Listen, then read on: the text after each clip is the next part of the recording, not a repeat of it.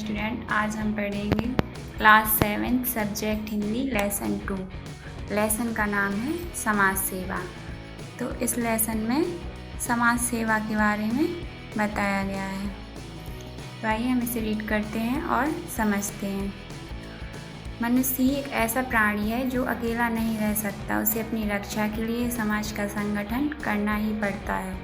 यूँ तो और भी कई प्राणी हैं जो अपना दल बनाकर रहा करते हैं, परंतु उन प्राणियों के दल और मनुष्य के समाज में यह भेद है कि मनुष्य ने अपनी बुद्धि द्वारा अपने सामाजिक जीवन का निरंतर विकास किया है। देश, काल और अवस्था के अनुकूल उसने अपने समाज में यथेष्ट परिवर्तन किए हैं और ऐसे परिवर्तन अब भी होते जा रहे हैं। इसी से मनुष्य समाज उन्नतिशील और अन्य प्राणियों का दल सैकड़ों वर्षों के बाद भी अपनी स्थिति में कोई उन्नति या परिवर्तन नहीं कर सका।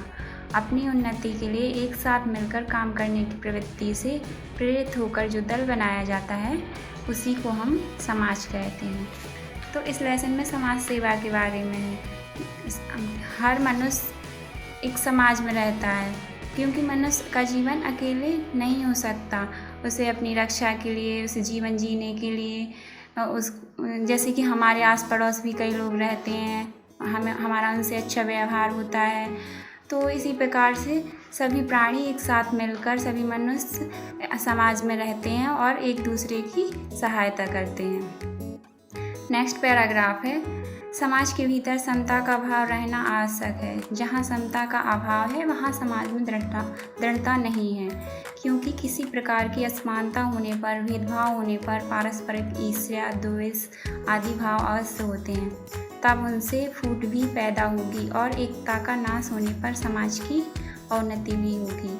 समाज की अवनति होने पर व्यक्ति विशेष की अवनति भी अनिवार्य है। सच तो है कि समाज और व्यक्ति का पारस्परिक दृढ़ संबंध है। एक की उन्नति दूसरे की उन्नति है। समाज की उन्नति होने से व्यक्ति की उन्नति होगी और व्यक्ति की उन्नति से समाज की उन्नति होगी।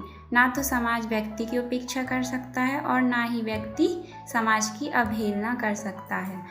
तो इस पैराग्राफ में ये बताया गया है कि मनुष्य का समाज के भीतर रहना आवश्यक है, क्योंकि समाज में रहने पर वो अपने आप को सुरक्षित महसूस करता है।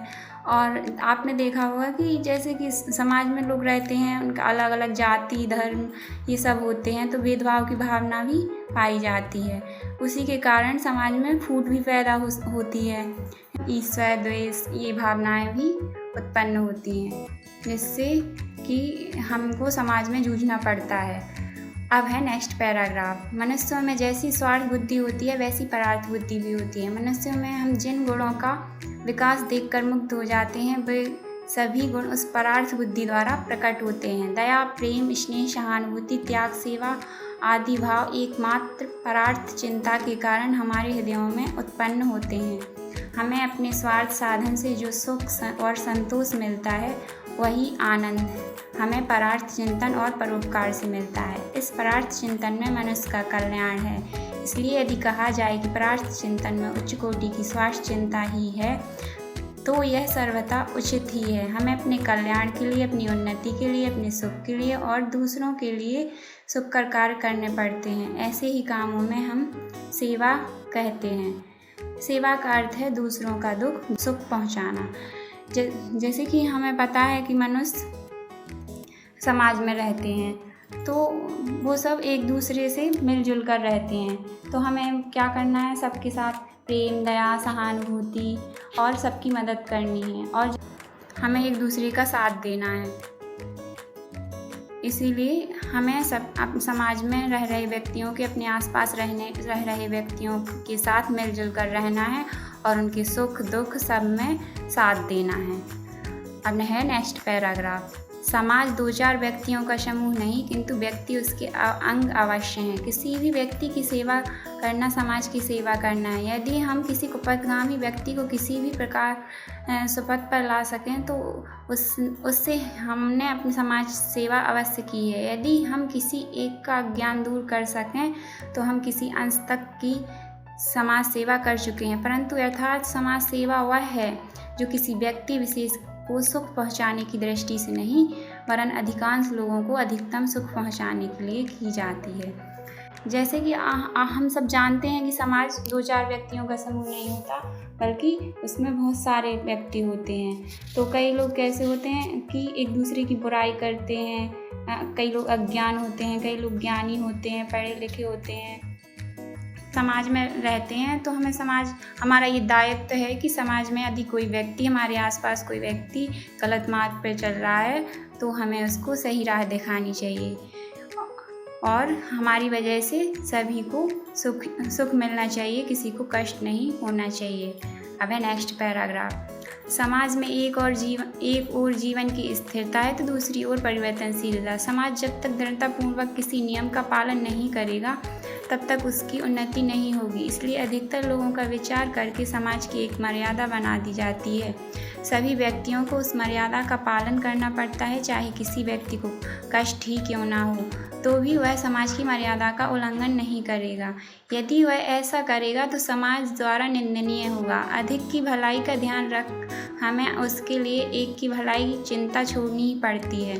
परंतु कुछ समय के बाद अवस्था विशेष में परिवर्तन होने के कारण समाज में दोष उत्पन्न हो जाते हैं। तब उन दोषों को दूर करने के लिए समाज की मर्यादा भंग करनी पड़ती है और फिर नई मर्यादा बनानी पड़ती है। जो लोग समाज को नए पथ का दर्शन कराते हैं उन्हें कष्ट सहना पड़ता है। सभी तरह के कष्टों को सहकर वे समाज के कल्याण के लिए अपने कार्यों में दृढ़तापूर्वक लगे रहते हैं। अंत में अपनी सत्यता के कारण उन्हें विजय लाभ होता है और वे समाज सुधारक कहे जाते हैं। वे सभी समाज के सेवक होते हैं। हम इस पैराग्राफ को समझेंगे। जैसे कि समाज में जीवन जीने के लिए हमें कुछ नियम का पालन करना पड़ता है और समाज की मर्यादा को बनाना पड़ता है। इसके लिए चाहे हमें खुद ही कष्ट क्यों ना सहना पड़े, लेकिन हम समाज के नियमों का उल्लंघन उनको नहीं तोड़ सकते हैं। अगर हम ऐसा करते हैं तो समाज हमारी निंदा करता है, हमारी लोग बुराई करते हैं। इसीलिए हमें ऐसे काम नहीं करने चाहिए कि हमारी लोग बुराई करें और हमें नियमों को तोड़ना पड़े। अगर कोई ऐसा करता है तो हमें उसे सही राह दिखानी चाहिए और हमें सभी कष्टों को सहकर अपने समाज और अपने आसपास रह रहे लोगों के साथ एक साथ मिलजुल कर रहना चाहिए। और जो लोग समाज के लिए नियम बनाते हैं और उनका पालन करते हैं वे सभी समाज सेवक होते हैं। अब है नेक्स्ट पैराग्राफ। समाज में समता का भाव होने पर भी सर्वत्र विषमता ही देखी जाती है। समाज में दीनों और दुखियों का अभाव नहीं रहता। कुछ लोग अंगहीन होने के कारण असहाय होते हैं, कुछ लोग बिल्कुल अनाथ हो गए हैं, कुछ लोग अज्ञ होते हैं, कुछ लोग कुपथगामी होते हैं। इनकी सेवा करना, इन सब के हित के लिए काम करना समाज सेवा है। इस देश के लिए समाज में आजकल गरीबों के उत्थान की जो चेष्टा की जा रही है यह समाज सेवा ही है। उसी प्रकार नारियों की दुर्वस्था दूर करने के लिए या कुष्ठ आदि रोगग्रस्त लोगों की यातना दूर करने के लिए चेष्टाएं की जा रही हैं। ये सभी समाज की सेवाएं हैं। देश के सभी सक्षम नवयुवकों का यह कर्तव्य है कि वे ऐसी सेवाओं में भाग लें, इससे समाज की उन्नति होगी, साथ ही साथ अन्य लोगों में उच्च गुणों का विकास होगा। इसीलिए हमारे शास्त्रों में कहा गया है कि पर सेवा से बढ़कर कोई सेवा नहीं। इस पैराग्राफ का अर्थ है कि समाज में हमने विषमता ही देखी है, भेदभाव देखा है। समाज में दीन दुखियों का अभाव नहीं रहता। आपने देखा होगा कई समाज में ऐसे लोग भी होते हैं जो असहाय होते हैं, बहुत गरीब होते हैं, अनाथ होते हैं, जिनका कोई नहीं होता। और आपने देखा होगा कुछ लोग अंगहीन, कि उनके हाथ पैर या कुछ नहीं होते हैं। तो हमें ऐसे लोगों की मदद करनी चाहिए और सबका साथ देना चाहिए। और आपने देखा होगा कि हमारे समाज में नारियों की स्त्रियों की अच्छी स्थिति नहीं है, तो हमें उनके लिए भी कोई ना कोई प्रयास करना चाहिए उनकी इस स्थिति को सुधारने के लिए। और ये काम देश के नवयुवकों को करना चाहिए। इसी से हमारे समाज का विकास होगा और समाज में अच्छे गुणों का विकास होगा। और हमें ऐसा इसलिए करना चाहिए क्योंकि हमारे शास्त्रों में भी कहा गया है कि समाज सेवा से बढ़कर कोई सेवा नहीं होती। Thank you.